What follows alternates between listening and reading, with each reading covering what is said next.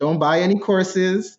Don't just immerse yourself, because 9 times out of 10, like a lot of these people selling cryptocurrency courses and stuff, they don't know what they're talking about. They don't even understand on a fundamental protocol level how even a blockchain works. And so I'll just say, like, it just makes me very wary of the information that newcomers are coming in and getting. So I always say, like, the best is always just immerse yourself. 1, 2, 3, 4.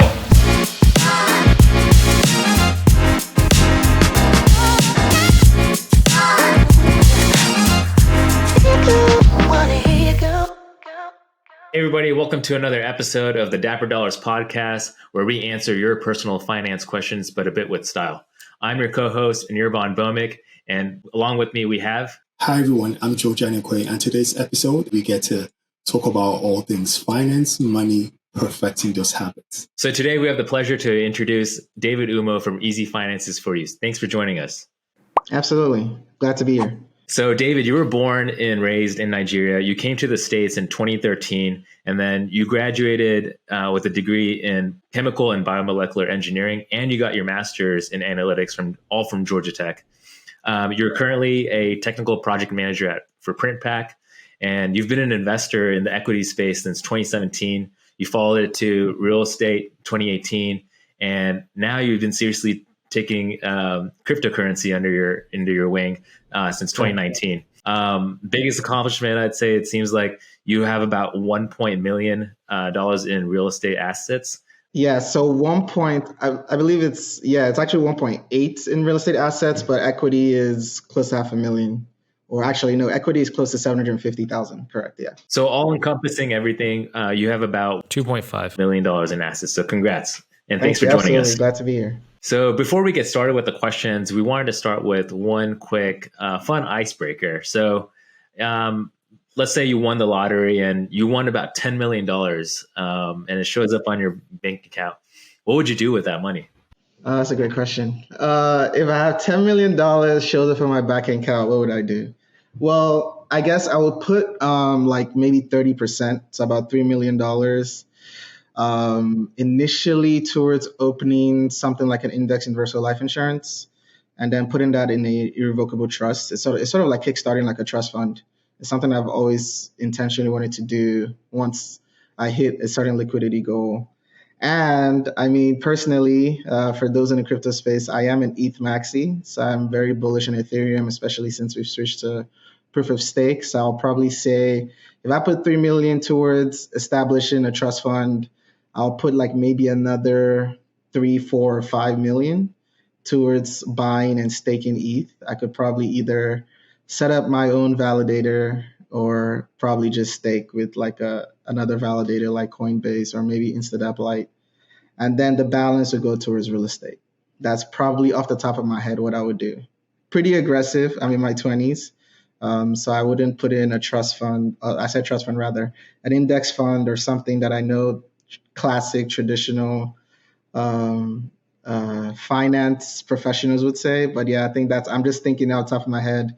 Yeah, an IUL, buying and staking ETH, and real estate. That is brilliant. I like that too, because most niche expectations would be throw everything in the stock market and your bank. Well, that's really cool. Awesome. So I think when, Anirban had given the introduction, he spoke about what your business is, Easy Finances for You. Can you tell us about your brand, Easy Finances for You? Absolutely. So Easy Finances for You started in 2020. The goal really, and I've mentioned this before in other podcasts, but the goal really for Easy Finances for You is really just to save time for myself.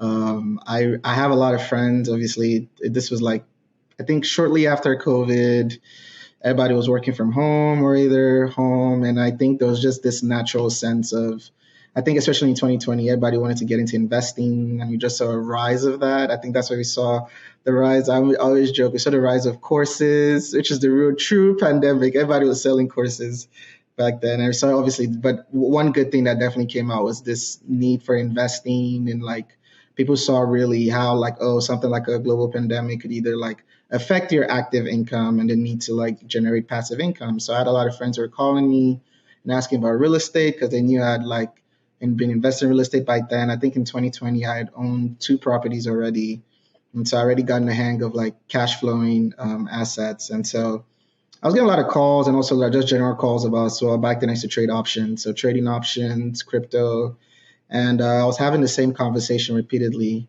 And my then girlfriend, now fiance, was actually the one who encouraged me to like, hey, well, why don't you just like put all this info? Because she was just essentially just third person listening, and she was seeing that I was having the same conversations over and over again, where there was budgeting, structuring your finance, or like getting into real estate or being a first time home buyer. And she was just like, why don't you just set up something where you can just put all this information somewhere and just refer people to it? And I'd been familiar with Patreon. And so it just first started with a Patreon. I'm like, you know what? Why not? Let me do that. And then obviously it just blossomed into what it is now. But Easy Finances for You brand is basically a brand I started. And it was the main goal is primarily just to make finance simple and digestible. Because I feel like there's this huge like nervousness that comes with talking about investing for a lot of people. And the goal was pretty much just to like break all that down, make it more simple, make it more digestible. For future, we're trying to grow the brand even to formalize into a business. I'm in the process of working on that as I, by God's grace, get my green card soon. But formalize to a business, put all our real estate assets into it and just structure it better. But for now, it just remains a brand that will soon be converted to a formalized business and so on. Yep. Oh, wow. That is awesome. So I wanted to ask, because looking at your educational background, you have engineering, then having a master's in data analytics. So where did the finance understanding come from? That's a great question. It comes from a variety of things, really. So first thing is definitely my dad. I always give credit to my dad when I talk about what was my initial push for investing. I grew up in Nigeria. My dad owned his business. So I grew up in a household where I saw my dad, and he emphasized that a lot. He took pride in that he never really worked for anyone. And so I grew up in a household where like essentially my dad was an entrepreneur. And so I always admired that. And also when I graduated college back in undergrad, back in like 2017, one of the first things my dad pushed me to do was make sure you buy your first property. Like I guess he didn't even care if I was like cash flowing it. He just wanted me to like, he just was not a huge fan of the idea of just continually renting and not building any equity. So the sense of building equity and net worth, I got that from my dad, like the need to build equity.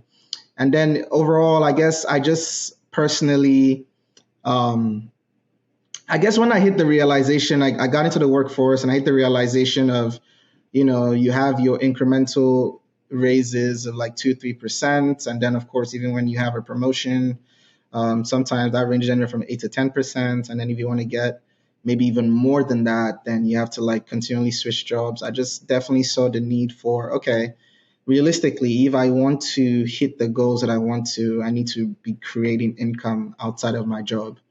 And so I guess so it started from the need of like creating income outside of my job, and also the entrepreneurial and push side to get into real estate initially for my dad. And then obviously that threw me into trading options and learning more and more about the equities market and real estate. And then it just blossomed into everything that we do now, from like learning about IULs and life insurance to build wealth, cryptocurrencies, the macroeconomy, real estate, and so on and so forth. So it was definitely like a gradual step, but for sure, I'll say a huge credit to God first, then my dad for sure, for just, I guess, pushing us to always be entrepreneurial, and of course, just realizing the need to create an income outside of my 9 to 5. Awesome. Hey, and I know you also mentioned about when you started your journey with investing, there's a little bit of nervousness, right? And I feel like you and I can relate to like engineers being a very risk averse type of person. So, how did you break that? And like, would you say you're kind of out of the norm, or did it take some sort of mindset adjustment to get out of that and then start that process?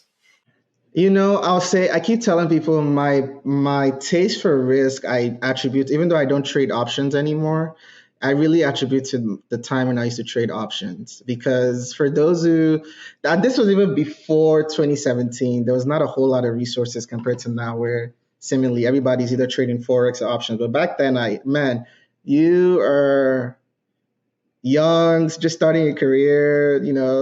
I started with TD Ameritrade Thinkorswim back then, and obviously you have the paper trading account, and then you go live trading, and that's always the thing. Like paper trading, when you know it's not your money, you're just you create your methodology, you find your rhythm, and then when you go live trading, then emotions set in, and I just realized over time, I think it took me like a year and a half before I became even like profitable, consistently profitable. But I'll say like but over time in that course, just the losing money, losing a good bit of money, and just realizing that the discipline that comes with that was I would say really helped me be more tolerant towards risk, and but also be more strategic in how I analyze risk versus reward. When I even say even real estate now, a lot of the things I learned from trading options I still apply now in real estate when I'm doing my due diligence. But also the second thing I will also say is just recognizing, I think a mentor of mine that I came across back in 2018, 2019, in real estate game just gave me a very good advice that like you may stay wealthy investing in index funds if you have like millions in capital, of course, and earning like 2, 3, 4, 5% yield. But you're not going to get wealthy investing in index funds. And so it was I think it's a very simple statement, but I think when he told me that, that was also very profound. I think his overall message was just, you're in your 20s, tolerate some risk, but obviously do it strategically. And so I think those two things definitely helped me be more risk tolerant. I'm still risk adverse to a degree, but definitely not super conservative. Like you said, a lot of engineers tend to be. Exactly. But also, so, first of all, that quote was brilliant. I think it does make sense because I think the younger you are, you're more okay to take risks because there's still time to like recover. So with everything that's been happening, given the macroeconomical trends, so what has been your strategy so far? Are you bearish? Are you bullish? Are you saying, hey, I'll stop and just be even kill? Great question. So for me, I actually had a consultation earlier today, and I talked about this with my patron. And my strategy is pretty simple. I secure your cash reserve, and your cash reserve entitles like your personal emergency savings. So basically, that is ideally 6 months worth of your necessities, your monthly recurring expenses, your necessities, and then on the real estate side, 6 months worth of like your mortgages and bills, and so like your run rate, essentially your run capital for your real estate business. So once that is secured, and of course we have that secured, my goal really is I'm DCAing into two assets primarily. Of course, outside of my 401k contributions and all that rest, but I'm DCAing into ETH and Matic. They're two cryptocurrency tokens. Ethereum, because I am bullish on Ethereum as a layer one protocol, smart contracts, all that. And of course, Ethereum recently had a network upgrade, quote unquote, where they switched from proof of work to proof of stake. So that's how has a lot of benefits energy wise, but also more importantly, there's something they call the EIP 1559 token mechanism upgrade that they had, which basically has it on track to become a deflationary asset. So I'm very bullish on that. I'm bullish on the staking mechanism that also allows you to earn ETH Ethereum passively, right? And the same, similarly, Matic is another token, which is the token for Polygon, is another ecosystem that I'm bullish on in cryptocurrencies. So those are the two currencies I'm primarily buying and staking.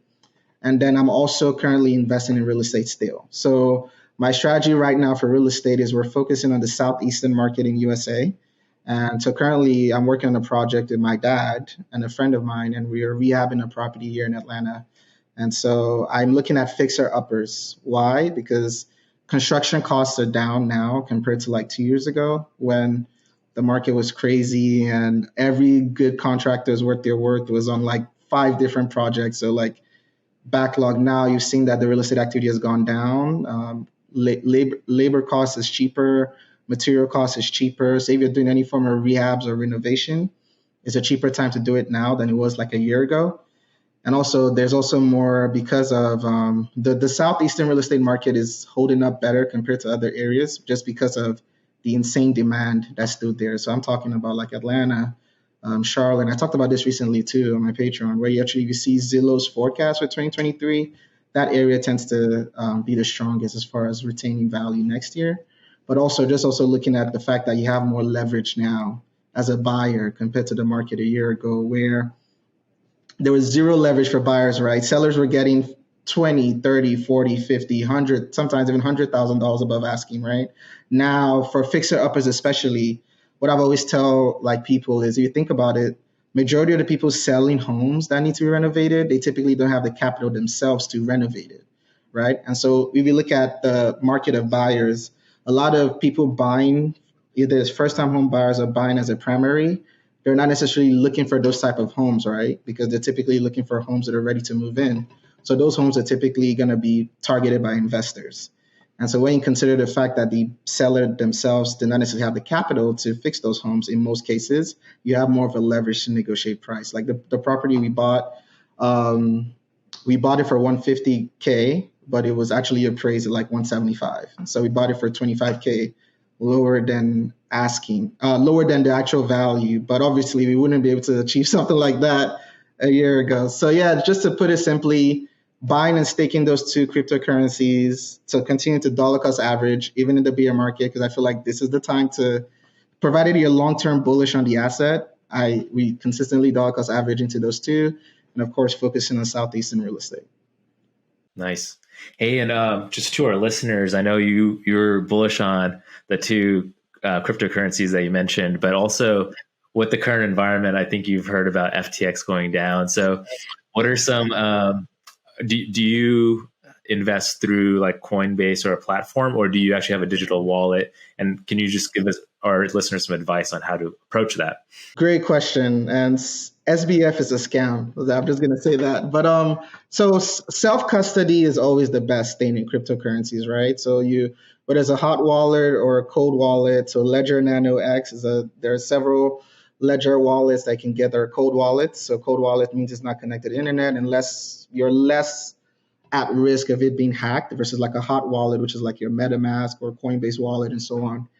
Obviously, protect your seed phrase. Do not share that with anyone. Cold custody is always the best. I do use Coinbase. Several reasons why I use Coinbase is Coinbase is a publicly traded company, so their financials every quarter you can look it up versus other exchanges where you have no clue. And also, I feel like, personally speaking, and this is a very subjective opinion, Coinbase has shown Coinbase has withstood multiple bear markets, which is a very good sign. So three exchanges that comes to mind that I'll say that has withstood the test of time, if you will, in the cryptocurrency industry has like Coinbase, Kraken, Binance, right? But Coinbase and Binance are typically the largest exchange. I personally prefer Coinbase, especially in the USA, like I said, because it's a publicly traded exchange company. You can see their reserves online. For instance, like the CEO posted like a few weeks ago that they had like I think it was over 2 million Bitcoin in reserves. And he showed that, hey, listen, our financials are public, so you can look this up. And that was as of September 30th. So I think that's also just something that is really nice. And something also that I know that they're talking about a lot in the industry now is this concept of proof of reserves, where you can verify the reserves of different cryptocurrencies on chain. So I think that also be very good if that becomes an industry standard. But I'll say in general, yeah, no, a lot has happened. 3AC blew up, Celsius blew up, Voyager blew up, FTX blew up. We're seeing severally, right? Multiple cases this year, especially. I think 2022 was the year of the importance of self custody, because I mean, admittedly, I lost some money in Celsius, nothing too crazy, but I know people that lost a significant amount of money did. And also in FTX, I have some friends who worked for a startup in Nigeria that essentially raised some funds, who Alameda Research was part of the investors in Nigeria, and they kept the funds that they raised, which I believe was like 3 million US dollars, which was in the form of stable coins, and it was on FTX, and they lost it all. So like, yeah, no, for sure. It's crazy, it's risky. I always recommend that, like, if you don't really know what you're doing, you're probably best off just holding your tokens in cold storage and forgetting they even exist. And maybe when the next bull market comes around, you can play around with it. But of course, the more and more you get familiar with what you're doing, understand what you're doing, understand blockchain technology, then you can leverage different platforms. Now, I will say this. although platforms like Celsius, Voyager, FTX collapsed, DeFi is remaining strong. Aave is another good platform that I use all the time. If you're trying to like borrow against your assets, Aave has worked smoothly throughout this bear market and throughout all the chaos. Uniswap, a decentralized exchange, working smoothly as well. Instadap is another platform that I really like as well to use. So I'll say just know what you're doing, but if you don't know what you're doing, self custody. So that's really, I really do appreciate that. I mean, just being able to speak to just how you've been able to have that information. So for our listeners who are sort of thinking, okay, this is a space I want to go into, can you maybe suggest like an online platform where you could go get information from, or something they could subscribe to where they can actually build the information before taking those next steps? So I'll say, okay, couple things. I'll say the best way to learn is to immerse yourself. So if you're trying to learn about the space, I'll say you got to immerse yourself. Like for instance, crypto Twitter is a good. I get so much information from crypto Twitter. Like, and then like you see crypto Twitter, like you see there's even Telegram channels. Like there's different where there's NFT communities or different communities. I have a friend that immersed himself in NFT last year, and I told him the same advice. Like I'm not big on NFTs, so I can't even like necessarily give you advice on NFTs. But the one advice I'll tell you is if this is something that you're interested in, find your community and immerse yourself into that, whether it's the Telegram channel or whatever you want to do. And he did just that. But I'll say the best thing is read up the white paper. Some of them tend to be very technical. Um, but read up the white paper if you do speak the language and you're technical of different protocol. It gives you a very fundamental like understanding of like for instance, the Bitcoin white paper is a good one. It's the first cryptocurrency and blockchain essentially. And so it can give you an idea of what Satoshi Nakamoto's vision for blockchain was, right? And then you can see that obviously from that, other blockchains spurred from that, like Ethereum and so on. You can see how as well, if I always like to narrate back to Bitcoin because you can see how like, okay, my thinking is always, how is this an improvement from Bitcoin, right? Now, people can make the argument that it is not. I'm not here to debate that. But it's just, if you're learning, immerse yourself, join different communities. I'll say start with Twitter.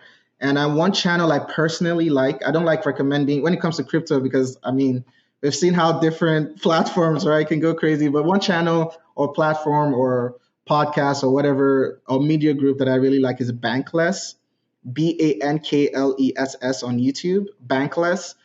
They're just these two guys. They interview different people in the industry, and that's sort of they really helped me on my journey. And there's also another guy called Daily Gwei, Daily space GWEI.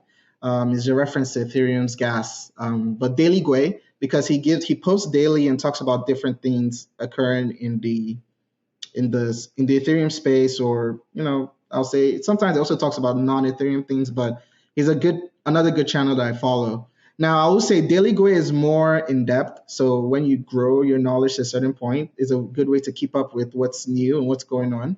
But Bankless, like going back to their old videos of like 2020, like even like the bull case for Ethereum, for instance, that was one episode I always referenced that like really helped fundamentally shape my understanding and bullishness in Ethereum. So those are two platforms that if I'm to recommend any at all, that I'll say are good to like reference. But the best is always immerse yourself. Don't buy any courses.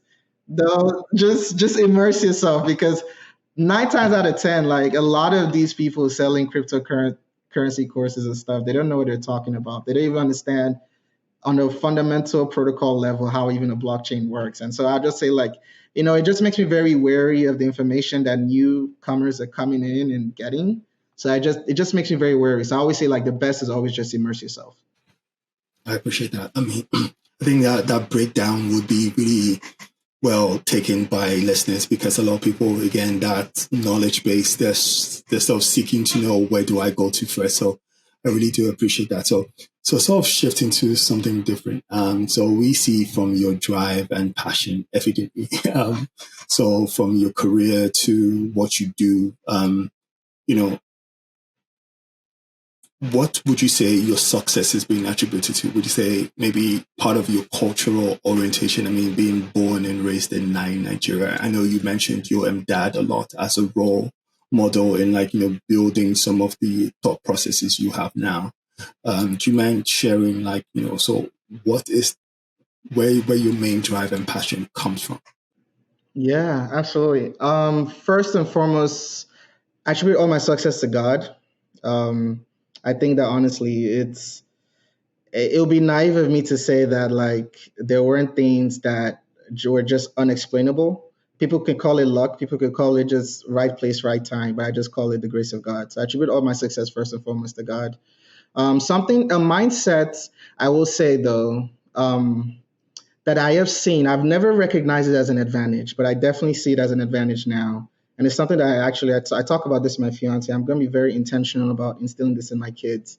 Is just understanding, especially in this country, understanding that nothing can limit you if you set your mind to do it and you trust God to take you there. Like I unfortunately when I talk to a lot of people, especially since I started consulting with people, like what is on finances, investing, I've heard people all the time, yeah, but they'll say something like, yeah, but that's not reachable or feasible, or you know how it is in America. Like I don't want to get political on you guys' podcast, but you know what I mean. Like they'll be like, oh yeah, but the system isn't set up for us to win.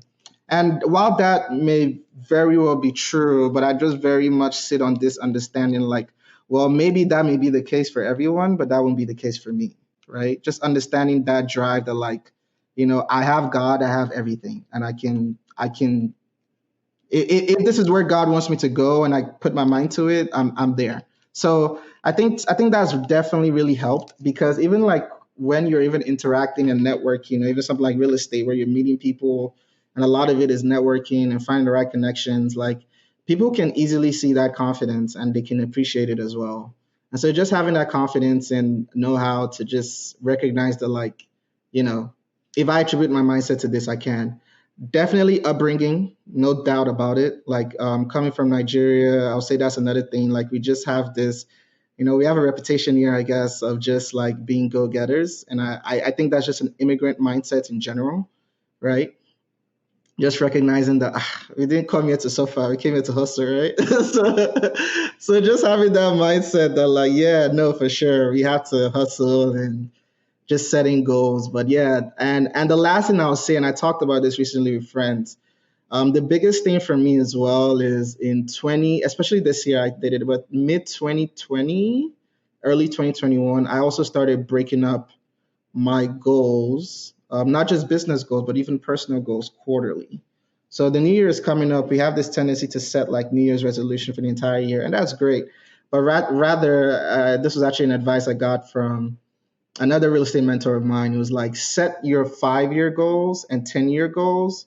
And then you can also set your yearly goals if you want to. But really, what he does is sets his 5 year goals and 10 year goals. And then he sets 2 year goals they're broken down into quarters. And so I don't know what it is, but just breaking up my goals into quarters and then making them SMART goals, obviously measurable, achievable, measurable, achievable, recordable, all that good stuff, right?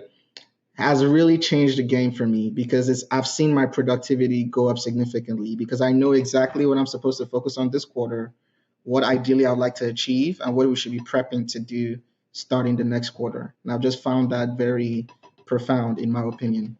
So definitely God, definitely upbringing, definitely a mindset, and definitely breaking up your goals into quarterly goals that you can record and are measurable. Nice. Yeah, and I think what you just said right there is like not only like how you want to break down those goals to reach those, but also that mindset of whether it's immigrant, whether it's whatever your background is, but it is that adjustment that you need to reach that. Because for me, I like to tell my friends, if anybody has gone to that point of failure, I think a lot of us in 2020 and 2021, we can relate to that. We've kind of that point, we kind of maybe have hit our lows, but like you can't just look at that you've officially failed. Because for me, I like to say like you've officially failed is if you've given up. If you haven't given up, but then you've maybe failed a tiny bit on your goal, but then you're still getting back yourself up and then trying to achieve that goal, you haven't failed. So I think that's awesome that you said that. So, And if I could say one more thing to expand on what you point, I'll say like to that point, like I even make a joke because people always say like, and I think also social media has a lot to do with this, why people think this. Now that's why sometimes I try to be more transparent about my setbacks.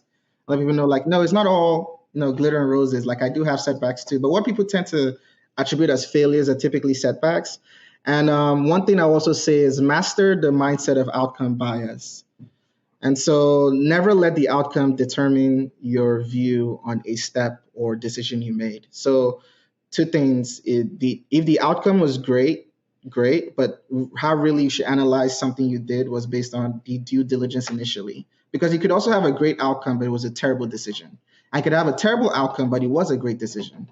And so I feel like sometimes people let outcome bias sets in, especially when there's failure, and that could really affect them going forward. And for me now, I even tell people like what people tend to attribute as failures, which I call setbacks, I've learned to embrace because that's where I've long term looking back, that's what I've learned the most. And I've also seen that those setbacks have given me very tangible lessons that has potentially even avoided something even catastrophic moving forward. Like I want to do all the, let me put it this way. As I grow in my investing journey, I want to make all the mistakes now.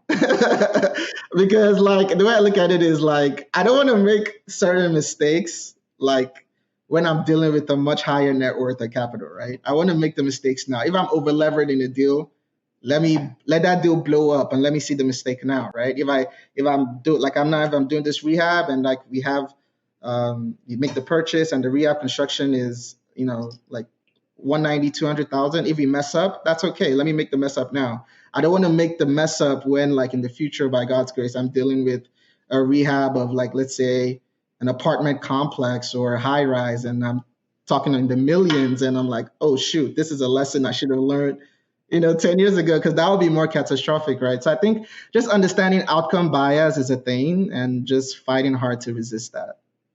Yeah, that's a good point. Hey, what was that quote that George? You mentioned something. It was kind of like you learn from your mistakes. It was like a wise person. It goes, smart people learn from their mistakes, wise people learn from the mistakes of all the people. So it's kind of and that makes sense because we're such a results driven culture. Like, people don't take time to actually process, oh, I failed, how do I learn? They say I fail and they dwell on that and not wanting to like move to the next step. So And honestly, like I said, this goes back to trading options. Like me resisting and overcoming outcome bias, I learned that from trading options. Like you have to, you cannot succeed trading any currency, whether it's forex, options, stocks, whatever it is, until you overcome that. It's very methodological and making sure that your system works versus just the outcome. Yeah. Hey, so this channel not only is finance, but it's called Dapper Dollars for a reason because we also like talk about fashion. Yeah. This is kind of like a finance fashion question for you. You yourself as an investor, from your perspective, how would you gauge a luxury fashion piece as an appreciative asset? That's a great question. I feel, let me preface this by saying I am not the most fashion savvy person. So if anybody is very fashion savvy, I was about to say the same thing. if anybody's fashion savvy and yours, we just say nonsense. Like, please forgive me, I am not. But I imagine like scarcity will play a huge scarcity and demand, supply and demand, obviously, but scarcity in the sense of like, okay, is it a limited edition? I really like limited. When something is limited editions in high demand, like I feel like those things tend to be the best type of assets to invest in. How do you assess demand? And this is where it comes down to the thing that I always say, like you have to immerse yourself in whatever industry it is. So if you're telling me you're into collecting bags, I'll say you better know everything there is to it, everything there is to fashion bags and collecting bags, because I feel like that is really what places you in the best position to assess demand. And assessing demand is always difficult, no matter what you're investing in, right? So you have open interest if you're trading options. You have looking at purchase data or stats or things like that if you're looking at real estate. And so I imagine there's something similar for fashion if you're dealing with purchasing bags or whatever collector's item. So I'll say collector's items, limited editions, and also something I like to see is also things that have withstood time. So like, is there a certain brand that people have been collecting for years? Like Rolex is a good example. People collect Rolexes, right? And they're not all Rolexes are made equal, but the limited editions tend to really appreciate over time. And I think I was watching Graham Stephan like a few months back who, yeah, I think he was talking about maybe a Rolex or something that he had gotten from his dad. I don't know, I can't remember, but I know the one thing that he references that was it was a limited edition, and I guess it appreciated really well. So Again, it's just one thing I really appreciate is just how your perspective it comes from a different angle. So that's really cool. I like that. So I know we mentioned like you having a pay and churn account, and you do have sometimes one-on-one consultations, basically. I guess my follow-up question with this would be: so, what sort of consulting services do you offer people? Someone reaches out to you to say, "Hey, I want to make contact." Like, what sort of consultations do you offer, basically? absolutely. So yeah, so for me on my Patreon, I have different tiers, and they're very cheap. So I'm they're primarily just my friends and people that I know because I don't even really advertise it because I've also realized that my time is limited.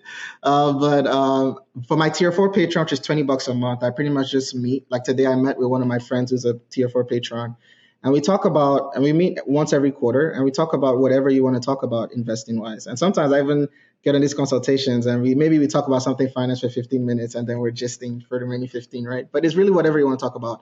But in general, what the first services I offer, I don't give financial advice. I don't do that. I'm not a licensed financial, I can't legally give you financial advice, but we can talk about budgeting. I like to talk about budgeting and structuring your finance and automating your finance. So budgeting meaning starting with the fundamentals. How is your budget laid out? So like we can get intimate or not, right? In terms of your finances, but looking at like, okay, your net income, how much do I think you should be attributing to our savings, establishing your emergency savings, then dollar cost averaging or automating your investing on top of that. Also automating your finances and budgeting in the sense of like maybe I always recommend like I like to have two checking accounts and a savings account, right? A high yield savings interest account. So two checking accounts. One would be for like your needs or bills or subscriptions or recurring expenses, or if you have any debt obligations. And your second checking account would be for your wants, like the stuff, your quality of life. I call that quality of life stuff that you do to boost your quality of life, right? And then you could have like a credit card if you have the discipline, that will be tethered to your second checking account, so that monthly you're paying off that credit card with your second checking account, and then also building accruing points. So I talk about stuff like that with some of my patrons. So just I be like, before we even get into investing, which is something I'm also big on, like before we talk about investing, how is your finance? How is your health? Can you sustainably keep dollar cost averaging? My goal is for all of my patrons, I always tell them, I don't just want to like tell you this is what I'm investing in and why I'm investing in it, or here's how to like get your first home. But realistically, I want to make sure you're building or setting up your finances in a sustainable way where like you have your emergency savings secured, and then like in the case like now where we have a bear market, you can still sustainably and consistently DCA or scale into an asset, whatever that asset may be. I have some patrons that are bullish on real estate specifically, some that will not touch crypto with a 10-foot pole. And so maybe they invest in ETFs. Like I have a patron who, for instance, very against crypto, and I respect that, but he's very bullish on robotics. So like I can't remember the name, but there's a robotics ETF that he invests in. I have a great patron that works for consultation companies, so he can't necessarily invest in individual stocks, but so you invest in like stuff like the QQQ, which is obviously the ETF to track the tech stocks primarily, or simply just the S&P 500, SPY, and stuff like that. So it's really whatever you're investing in is good to invest, but I'm very big on setting up that strong financial foundation, right? Automating your finances if you can, because I always say we're our own worst enemy sometimes with finances. The more you can automate, the better. So removing yourself from having influence over your finances, the better. But also just aside from that too, I talk about real estate too. So whether you want to invest in real estate, bird deals, flips, cash flowing, because obviously I cash flow my real estate asset via something called pad splitting, short-term rentals. I've been doing that since 2018. Yeah, so real estate, finances. You want to talk about cryptocurrencies, we can. I've always prefaced that to say I'm very specific in my crypto investing. I invest primarily in like protocols and staking. And in fact, you could say like when it comes to cryptocurrencies, I'm very conservative in my approach compared to others who like do like NFTs and scam coins or pump and dumps and all that. I don't do all that. Just something that I'm long-term bullish on, buying, staking, earning passive income, and that's good enough for me. So yeah, I talk about pretty much crypto, real estate, financial foundation, whatever whatever it is you want to talk about. Even life insurance, building. I've had a conversation recently where I talked about building wealth with life insurance, like permanent life insurance, IULs, which I own. I'm not a life insurance agent at all. And so don't ask me anything about selling life insurance. I can refer you to agents. I do have an agent, for instance, that I've opened my IUL on. But aside from that, I can talk about, yeah, how I leverage or use life insurance to also build equity. So Nice. yeah. Hey, we'll get into for the audience like how they can connect with you near the end of the episode.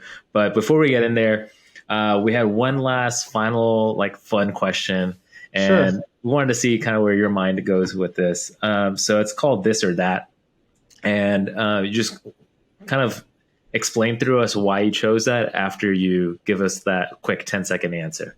So Cool. the situation is you can either earn a penny and it doubles every day for the next 30 days, or I can give you $1 million now and then you can take that. Which one would you go with? I can earn a penny and it doubles for the next 30 days. Uh-huh. And I can take $1 million now and go. That's the other option. I mean, I gotta do the math. First of all, let me say this: I would do the math first to see what the final number, because 30 days is soon, right? But so I would pick.